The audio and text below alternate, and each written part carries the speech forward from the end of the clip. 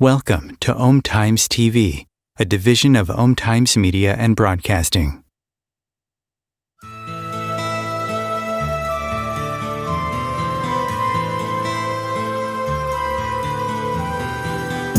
Welcome to What is Going Om, for new thought from the edge of Om.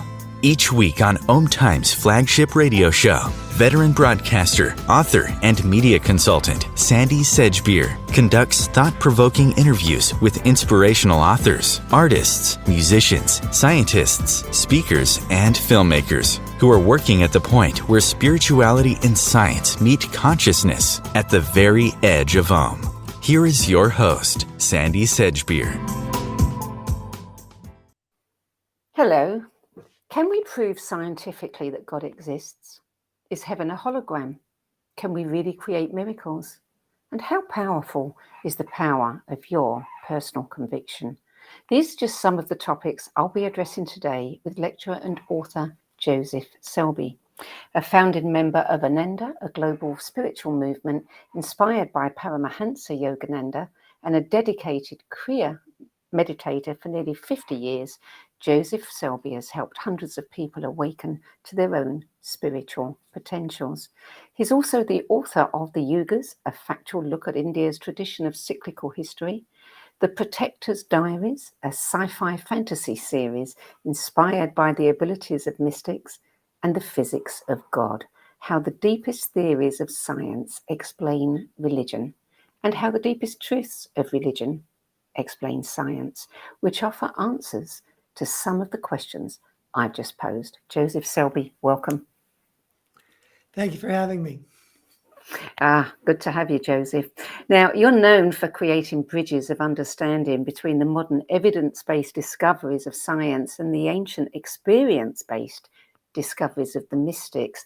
But you've been a science lover all of your life. Indeed, you grew up in a family full of doctors and engineers and were on course to get a science degree when something happened that altered the course of your life. So tell us what that experience was. Well, that experience was in the early 70s, an experience with hallucinogenic drug that was not my first, but that particular experience was so wonderful. As I like to say, it sort of introduced me to who I really wanted to be, who I potentially was when I could get out of my just mind and will and be present and feel the reality that I'm a part of. It was joyful. It was moving. It was peaceful. It was calm. It was everything I wanted, really. And so that pushed me into a completely new direction from sort of the hardcore sciences. And I got into philosophy. I got into beginning Western philosophy, and then gradually got deeper and deeper into Eastern philosophy, which took me to meditation. Western philosophy was a good process for kind of growing my mind's ability to understand more subtle concepts. But Western philosophy doesn't really give us any tools for changing our own state of awareness. It talks about higher states of awareness, but not how you get to them. Where Eastern spirituality is really all about experience, and meditation at its heart is what gives you that direct experience most easily. There are other ways that happens, obviously, to us, but meditation is a real core practice to have that kind of experience. And so in a way, you could say that I've spent the remainder of my life trying to live constantly in that experience that I had more or less accidentally through a drug. And that took me to Ananda, took me to my life that I have been living for really the last 50 years. Well, it's interesting because in the physics of God, you tell a little bit of your history and you talk about your family. And you mentioned that when you were young, dinner table conversations, if you were going to enter the conversation, you had to be prepared to quote the references. How did your family respond to you suddenly taking this U-turn? Well, not well, but I wouldn't say badly. I had truly loving and supportive parents, but I think that they were bemused or confused that I could get into something that, they have no connection into, no experience of themselves. And amusingly, years after, I was having one of the weekly, monthly kind of calls that one has with one's parents, and they mentioned that one of my nieces or nephews or some relative had gotten into the 99th percentile in their group testing through something like SAT. And I said, "Oh, that's interesting. I was in the 99th percentile." And there was this long pause. And then my father said, jokingly, "Well, what the hell happened to you?" So for them, the mind and living a good life, a serviceful life, but certainly a life without any of this woo-woo spirituality was really what they understood. So you're really, that there it is right there, the difference between the intellect, the science approach, the intellect and the actual experience. And you Yeah, can't give somebody who's up here the experience because they've got to have it for themselves. yeah. You might get them interested in having the experience, but until they do, it's just theoretical. So did any of your family ever get interested in having the experience after learning about your experiences? I'd like to say yes, but I think the answer is no. Um, I have good relationships with my siblings. Both my parents have now deceased, um, but their interest is more curiosity and a desire to have a relationship with their sibling, but none of them have really embraced it. I understand. Yeah, I think there's many people who could say the same thing. Yeah. So in your book, The Physics of God, you suggest that the philosophy of scientific materialism is wrong and that the existence of God is scientifically verifiable. Tell me more about that. Well, science is king, and scientific materialism, which is really a belief system within the scientific community, is also king. And it's a belief system because it basically rules out the possibility of more subtle realities that aren't just grounded in measurable energy and matter. And so most people would say or believe that science is impartial, that science is open to wherever the facts lead them. But it's not actually the case that, if you try to venture into measuring consciousness or understanding how there could be subtle realities surrounding us that aren't grounded in measurable energy and matter, you get a cold shoulder in today's scientific community. And that is because there is this hardcore belief that that's really all there is, and that any other pursuit, however open-minded, is a fool's errand and a waste of time. So while they appear to have this open mind, they really are closed to the exploration of more subtle reality. Well, it's a religion, isn't it, in itself? Yeah, it's a You belief know, system. absolutely. Siri Yeah. knows many things. I think Siri is agreeing with me according to my watch. I don't know if you heard that. The omnipresent Siri spoke. Yes, absolutely. So you say that there is a religion of science and an underlying science to religion. Tell me about the science of religion then. Well, we touched on it. The heart of the science of religion is direct experience. So again, probably many people would think that there's no particular science to spiritual experience. It just kind of happens that you're lucky, or like I had an experience through a hallucinogenic drug. But there really is much more of a science to trying to achieve those kind of experiences than most people realize.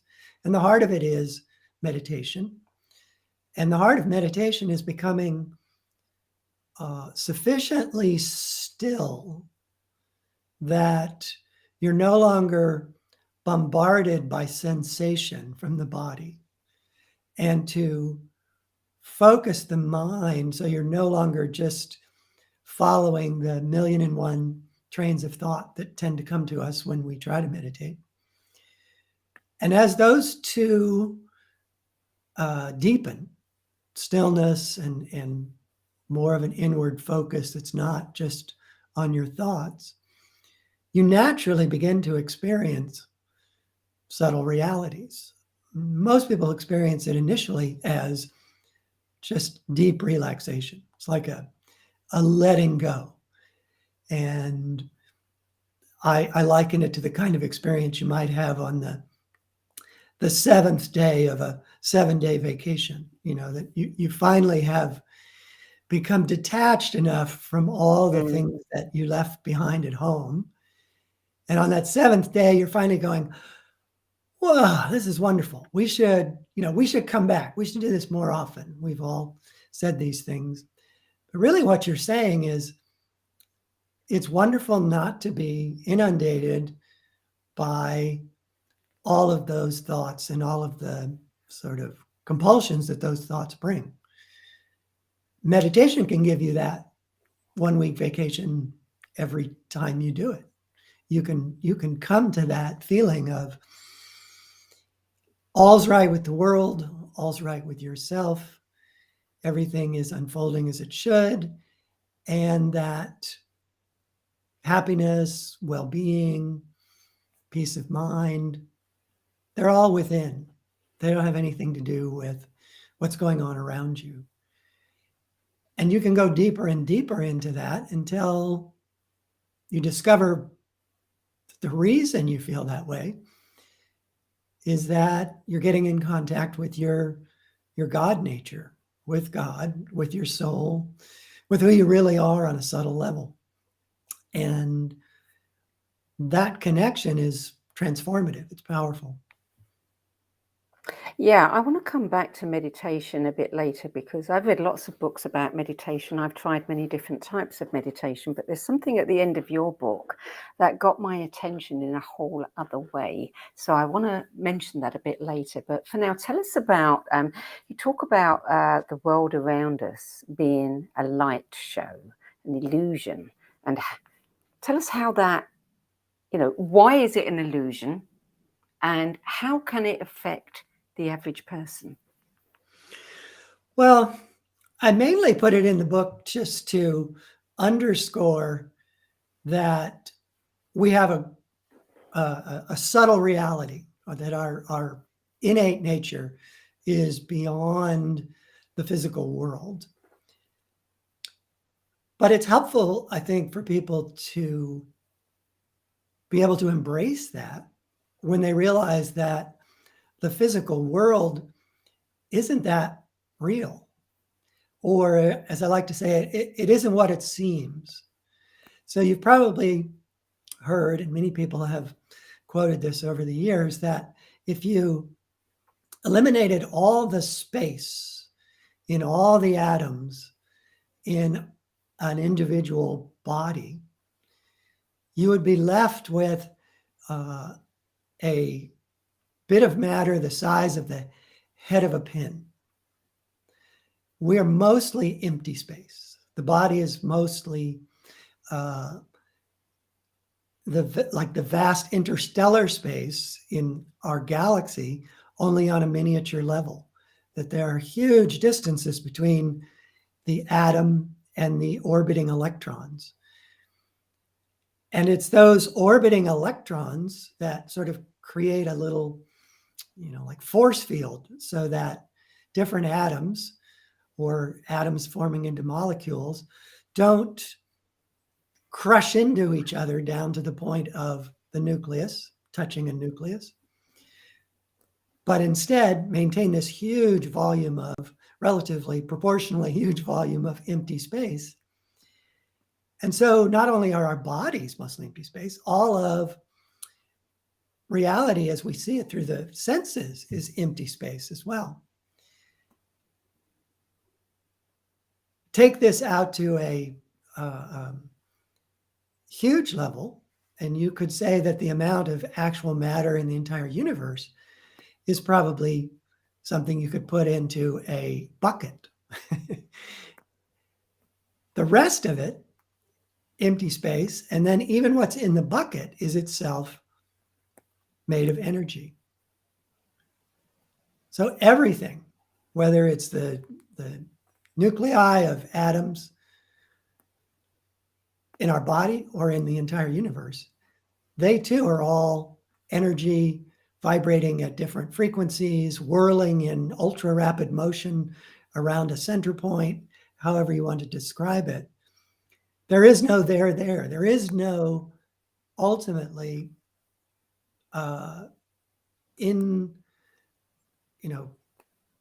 tiny balls of matter that can be compressed no more. They just don't even exist. So matter itself is not at all what it seems. So it's an illusion.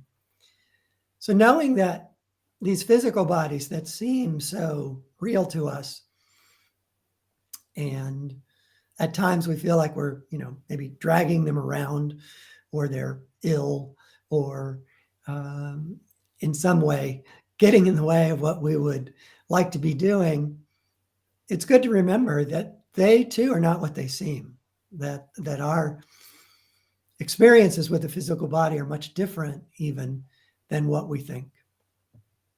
Nothing is what it seems, is it? No. You've said that most of what we are exists beyond the physical universe, and that we live simultaneously in two realms, one physical and one subtle.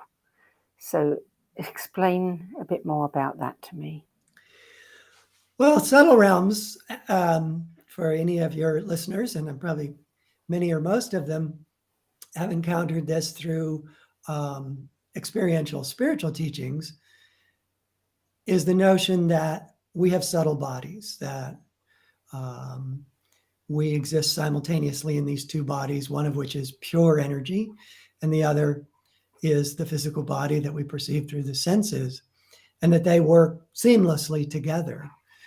But there is support for this also in physics, that primarily comes to us through the concept of non-locality. So non-locality is potentially a confusing subject for people, because the word non-locality sounds unfamiliar and perhaps counterintuitive. But in physics, what they have discovered, particularly in quantum physics and in string theory, is that the majority of the energy that supports the structure of the universe, and therefore supports the structure of our physical bodies, doesn't exist in the three local dimensions that we're familiar with in our everyday life. Height, width, length, those dimensions, they're really describing space. This is the way in which our senses have been trained to operate, is perceiving matter within space. And those three dimensions are the one most familiar to us. But because we have this subtle body that is actually supporting our physical body, it exists non-locally. We can't perceive it with the senses, but it is there. And some disciplines within physics go even farther with that concept and say that there is an entire realm that is non-local. And within that realm, there are what they call brains, or layers of energy that are layers because each layer is at a higher frequency or lower frequency than the other. And that these brain layers kind of stack up on each other. The lowest frequency level first, and then stacking up to the highest frequency level. And this is M theory for people who are familiar with this, but it matches extraordinarily well, M theory does, the notion of the heavens that are found in every religion in the world. And they're found in every religion in the world because the saints and sages and the founding saviors of those religions all had direct experience of the heavens. And they all described the heavens as being layered, that there are lower heavens and higher heavens. We have the term the seventh heaven that you hear periodically. The Buddhist heavens have more than most layers. They might have 10, they might have 20, depending on which discipline. The Hindus have 7 layers of heaven, but even Christians have the third heaven, even the seventh heaven in some descriptions. So this notion of layered heavens, each one being more subtle and more significant to spiritual understanding than the one before, is also true of every concept of the heavens that you find in the different religions. So this is to me was an exciting and amazing connection between M theory and the teachings of experiential spirituality. So what this comes down to for us in terms of, what does it mean? How does it help us in any real way is, I think most importantly for us to realize that most of what we are, most of who we are is non-local. Most of who we are exists in the subtle aspect of ourselves. And that most includes our thoughts, our emotions, our memories, our motivations, our will. This is all non-local. This is all astral. Non-local, astral, same thing, same concept. Just come at one from science and one from experience. So what this means in a variety of ways, most simply perhaps, is that when we die, we lose the physical body, but we remain in the astral body. We remain in the subtle body. And so we will have the same thoughts, we will have the same emotions, we will have the same memories when we die. And that's wise, because none of those things are in the physical world to begin with. So we can't lose them at death. They don't exist in the 3 dimensions of this spatial world we live in. So that relationship between subtle body and physical body is really kind of at the heart of all experiential spiritual teachings. Yeah. This is something, you've kind of connected some dots for me because, we hear time and time again, nobody can find consciousness in the brain. They're not entirely sure, that our memories exist in the brain. So where do they exist? And people are saying, yes, it's non-local, but nobody has said to me anyway that this subtle body is where they reside. That part of us, that astral self, if you like. I had a conversation with Amit Goswami a few weeks ago, and he was talking about the two selves, which I think are different than what you're talking about, the two bodies, because one of the selves he was talking about was the ego. What would you say the self is? Well, I think the self is even beyond the subtle body. The self is our identity with God. So we are godlike within that permanent, immortal connection we have to God. And so, of course, it brings up the question, well, what is God? What am I saying God is? God is infinite consciousness, infinite joy, infinite love, beyond form. So you could say that we are God's masquerading in form. The powers that allow us to manifest our physical bodies come from God, but the actual physical bodies we manifest come from our own convictions.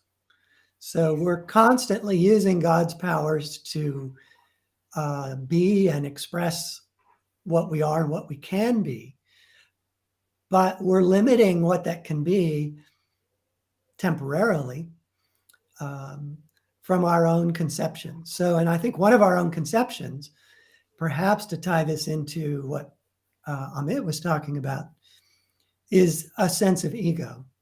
Paramahansa Yogananda defined ego quite simply as the conviction that you are separate from God.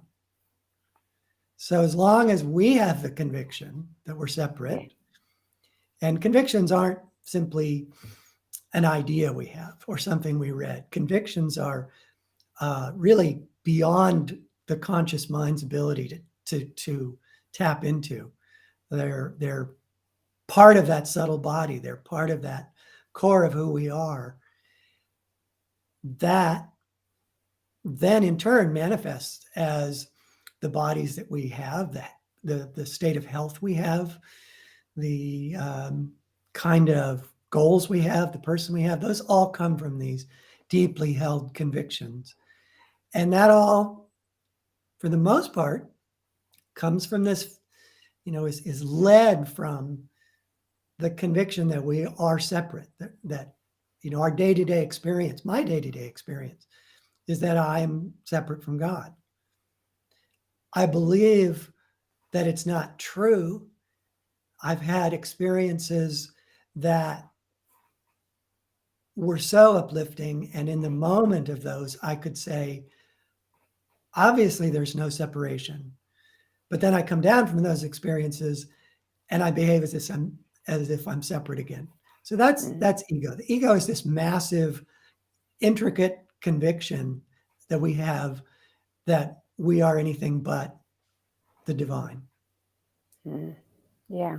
I want to come back to convictions after, because that is such an important part of your book and such an important thing that we need badly to grasp, because that's the way we're going to change the world. So we're going to go to a short break now. You're listening to What Is Going On. I'm Sandie Sedgbeer, and I'm speaking with lecturer and author Joseph Selbie about his book, The Physics of God, How the Deepest Theories of Science Explain Religion and How the Deepest Truths of Religion Explain Science. We'll be back with more from Joseph Selbie after the break. Om Times TV. Imagine becoming a super influencer. Reinvent yourself, invest in your brand, and then manifest your success with a robust spheric approach.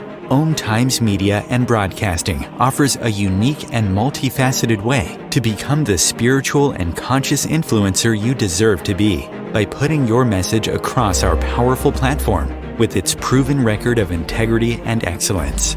Through our produced shows, Om Times offers the opportunity to become a social media TV personality, a radio show host, an Om Times magazine columnist, and a syndicated podcaster, all in one shot. By live streaming your show on Om Times TV and broadcasting it across the extensive Om Times radio and TV networks, you become more than a host. You become an ambassador and a force for positive change. Om Times. Open yourself to the possibilities. If I could be you, and you could be me for just 1 hour. If we could find a way to get inside each other's minds. Walk a mile in my shoes. Walk a mile in my shoes. Well, before you abuse, criticize, and accuse. Walk a mile in my shoes.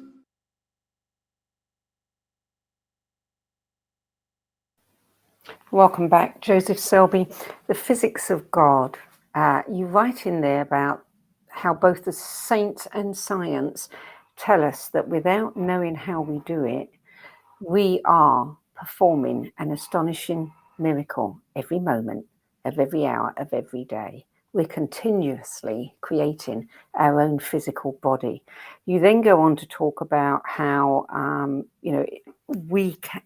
people are just beginning to discover that thought, can actually change their lives and can change physical things, can change their emotions, can change, we hear about people having, miraculous remissions from cancer or disappearances of cancer.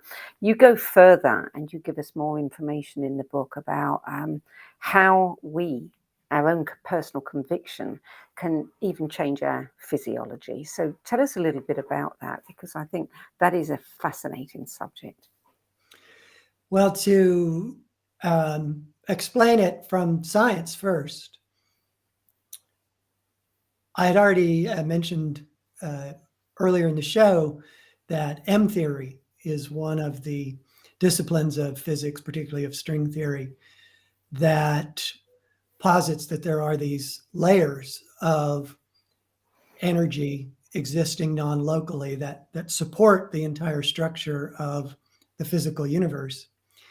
But M theory goes one step further, which is that they posit that the entire physical universe is a holographic projection from this non-local system of energy, and that the information that creates the physical universe exists in this non-local reality, not in the physical world, that the natural laws that underpin the way in which the universe was created and unfolds actually are part of the templates, if you will, that exist in this non-local pure energy realm. So this is, one of the things that goes around and around in articles that I see all over that leaves people sort of gasping, the notion that the entire physical universe is a holographic projection. The notion that what is being projected is a light show illusion, that it's made of energy and mostly space, makes it, I think, a little easier to understand how that projection could work and why it's not such a stretch that a pure energy realm could project energy into a, three-dimensional realm that includes this illusory experience of matter. Where this connects with us manifesting our own body is that we too, if we look at ourselves only as physical bodies, are holographic projections. So just sit with that for a moment, that your body is being projected from another realm, and that the information that creates the body as you see it is coming from that realm as well. And that this physical body is part of that light show illusion, that we are mostly empty space, and that what isn't empty space is pure energy. So then put that together with the notion of our astral body being a perfect template for the physical body. And science provides us the mechanism for how the astral body projects the physical body. So it's happening all the time. It's a continuous projection of the physical body. So where does the information come from then? So in M theory, they're saying the information just exists in a very nebulous way in this non-local realm. But if the non-local realm, as the saints and sages tell us, is full of the heavens, then I believe the heavens are the template for the physical world. And you see this in many spiritual teachings, sort of summarized in the phrase, as above, so below, that there is this higher ordered, intelligently ordered reality that then manifests the physical world, which is, by that sort of definition, a little bit of a lower order, if you will. The physical world is not quite as perfect as these higher realms. So too with our physical body is not quite as perfect because it's physical as our astral body is. Our astral body is this perfect template. But our soul powers, our innate connection to God, allows us to alter that perfect template however we wish, or however we are determined. Wish sounds too ephemeral. It really has to come down to convictions, as we've touched on earlier, that this is how we look, this is how we are. And there's an amazing way for that notion to be seen in the area of multiple personality disorder. So this is one of the areas I find endlessly fascinating, that most people know that people with multiple personality disorder have these distinct personalities that can be very different from one personality to the other. But most people don't realize is that when one personality changes out and another comes in, there are sometimes physiological changes that happen. So some personalities, when they come in, will bring with them moles or scars that the previous personality did not have. Some personalities are left-handed while others are right-handed. Some personalities need glasses.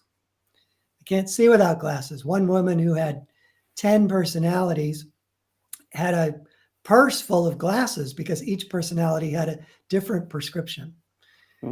This was measured by opticians who had the opportunity to measure someone's complete set of optical characteristics as each of 10 different personalities came and went. And they found that each sets of eyes, if you will, of each different personality were strongly to subtly different, including that some of them had different eye color than others. So how is this even remotely possible? Because it happens instantaneously. And I think it tells us the answer to that, because each one of those personalities came in with the complete conviction that that's what they looked like, with the complete conviction that they needed glasses, or that they had moles in certain places or scars in certain places. So we don't see this as dramatically in our day-to-day life, but we're doing the same thing, is that we're manifesting the convictions that we have through this mechanism of the astral body projecting the physical body, and we do it continuously. I trained in hypnotherapy many years ago, and my teacher told us many stories where he had demonstrated this kind of thing, where he had put somebody in a trance, brushed a feather along their arm, told them it was a cigarette, and they got blisters. Yeah. And another person, he took them back to a time when their eyesight was really good and said, now I'm going to bring you forward to the present, but we're going to take your eyesight from that time with you.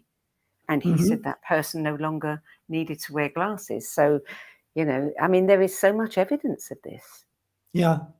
Yeah. You're working more directly with people's convictions through that kind of process than you can just by talking about it at a conscious level. Yeah. Didn't Yogananda, I think, in his autobiography, tell the story about his sister or a family relative who was quite overweight? And, you know, they said she'd never get married or something. And he said that I think he talked to her, and the next day she came down and her body was a completely different size and shape. Yeah. It was actually the opposite, is that she was very skinny. Oh, the other way around. Okay. Which in India was, you know, an undesirable trait, unlike, you know, the American or European sort of svelte model of beauty. In India, at that time, this was admittedly a long time ago, women being plump was pleasing. So his sister despaired of ever being attractive to her husband. It was an arranged marriage, but he had no interest in her, as it was put in delicately in the book. And as you say, he prayed for her and told her that tomorrow you'll have whatever body you want. And indeed it happened. So that the power of that prayer changed her convictions, and in changing her convictions, she became the pleasingly plump woman she always wanted to be. Well, isn't it interesting that I turned it the other way around, as the, you know, the conviction today is that, Yes. you know, slender is better. Yep. Yeah. Yeah. That is, I mean, that is just astonishing. But, you know, it is evidence that we literally can create miracles if we believe that we can. Yeah. The question is, how do we change our convictions? How do we get to that point where we are convinced that we can? Well, I think there's a lot of answers to that. And some of them are, you know, expressed through various systems, like you mentioned, hypnotherapy, and there's a wide variety of approaches to hypnotherapy, as you no doubt know. But I think at the core, what the conviction that we all should be trying to change is that we're separate from God.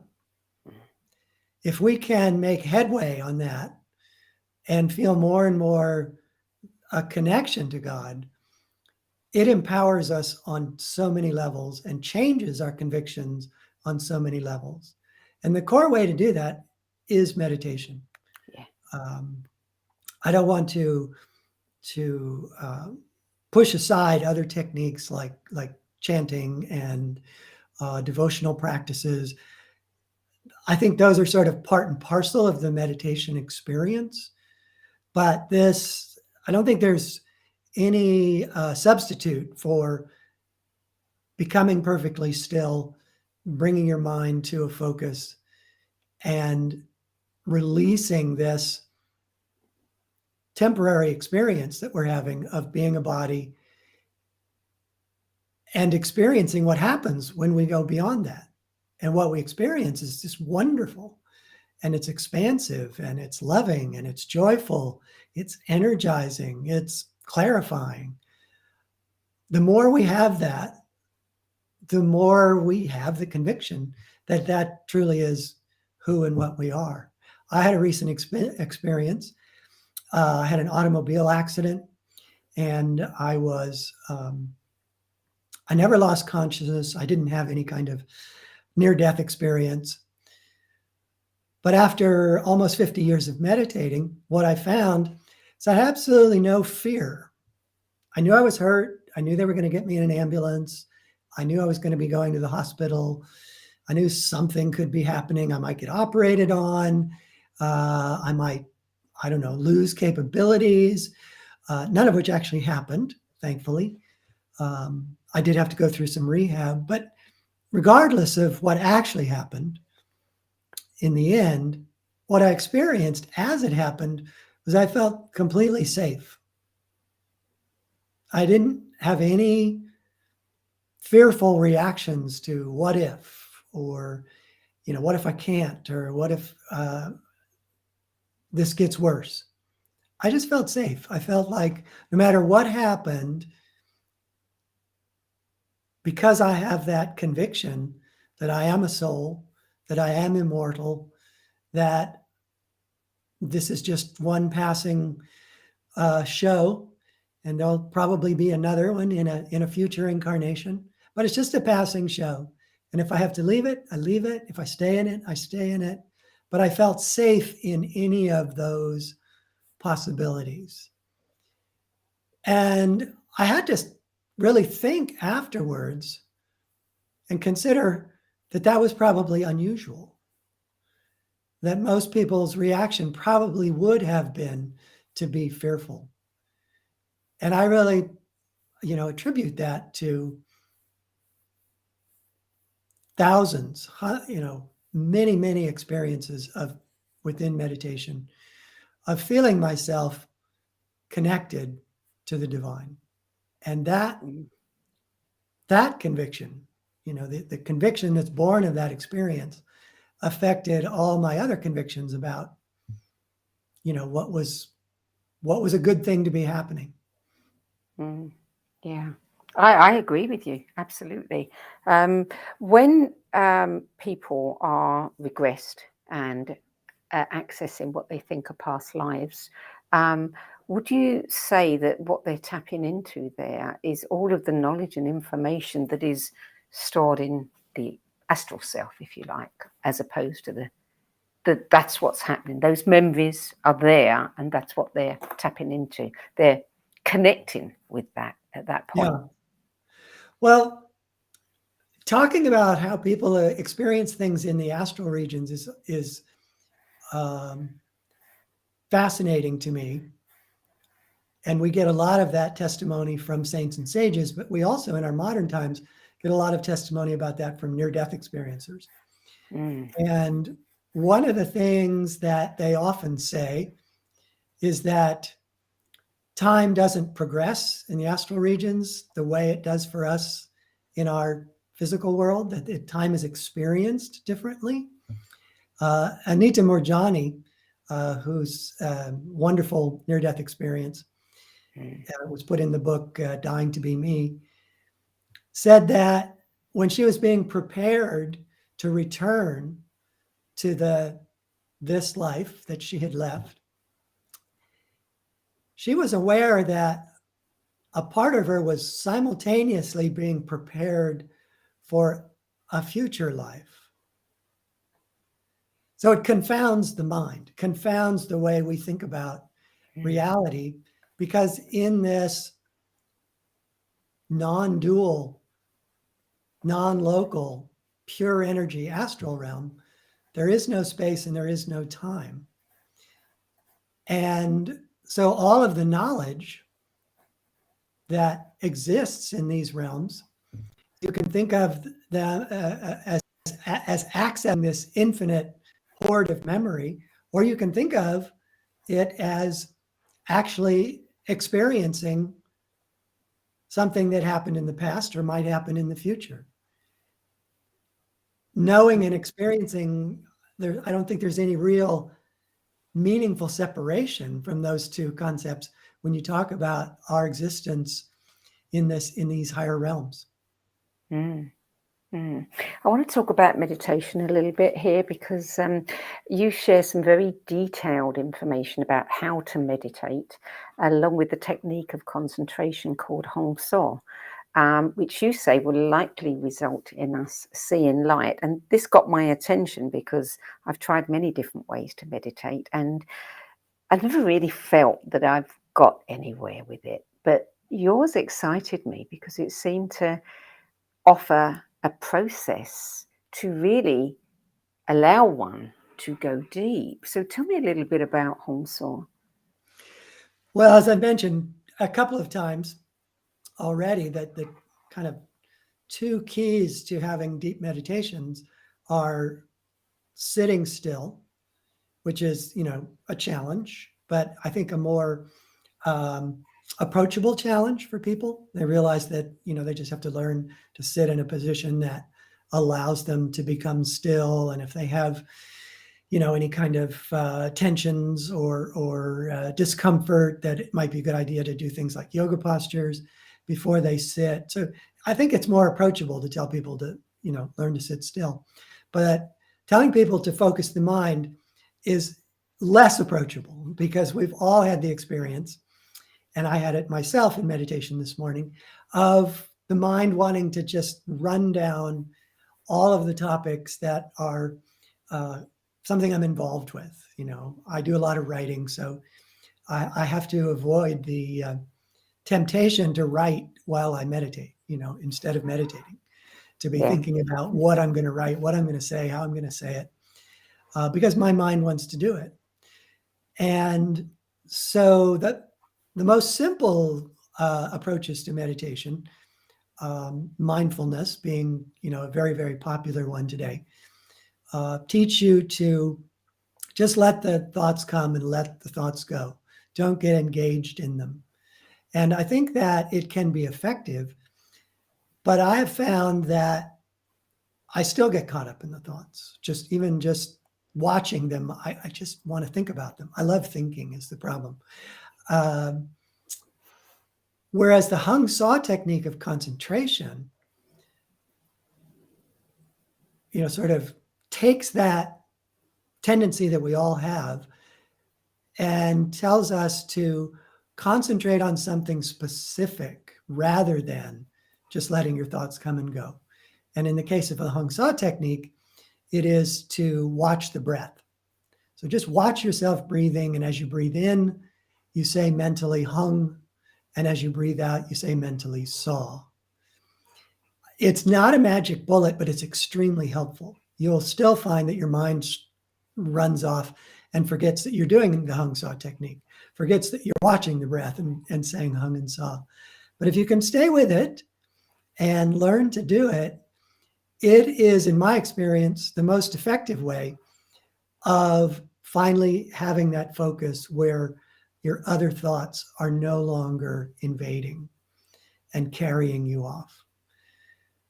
Not an easy thing to achieve right off, but it is achievable with this technique. And when you reach that point where you're, as Yogananda would say, you're going beyond thought, you're going beyond this constant stream of thoughts, or as Michael Singer calls it, the annoying roommate that's constantly talking in your mind. When you get beyond that, then you naturally see things like light, and you naturally feel joy, and you naturally feel yourself to be much greater than you ever knew. So the hung saw technique is really all about methodically getting past your thoughts. You can't suppress your thoughts. You can't just make them go away because you want them to go away, because then you'll be thinking about making them go away, right? It's always with you if you try to use the mind that way. But if you use the mind to focus on something else, and that something else naturally takes you deeper into focus, then you have a much better chance of getting beyond the mind. I particularly was attracted to the idea of focusing on the breathing, the breath coming out of the nose, the feeling of that, and then gradually taking it up to the point there. I could see that for somebody like me, very much as you describe yourself, that would be a great way of distracting my mind and giving it something else to focus on until it eventually reaches a point where it doesn't need that because it's experiencing something else. Yeah. The book, it does a brilliant job of connecting the dots and telling us the how. What about the why? Why? Why do we do this? Why, as this multidimensional being, this, energy, why do we choose to come into some kind of third dimension and take on a physical body? That's the big question. That's why with a capital W. And I don't think there are any answers that I've ever heard that are just pat, and you say, that finally got it. The answer that I'm most familiar with is that God created all of us so that he could enjoy himself through many, or she could enjoy himself through many. God is genderless, or all genders, if you want. And that as children of God, as the creations of God, we are godlike, and that I sort of almost see it. It's almost like he flung us out from himself only to enjoy us making our way back to him. As other people have pointed out, it doesn't really always seem like we're enjoying the process of coming back to God. And that's why I have never found an explanation that is deeply satisfying for why God created us, or why, if we're godlike, it's so difficult for us to recall and remember and to become that again. The only thing I can say is what ultimately Yogananda said is,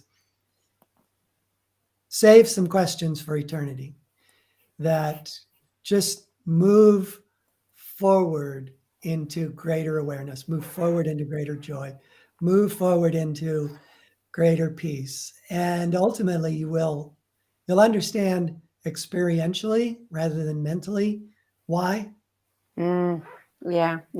I've never bought the, we're here to learn, because if we are sparks of God, then we don't need to learn.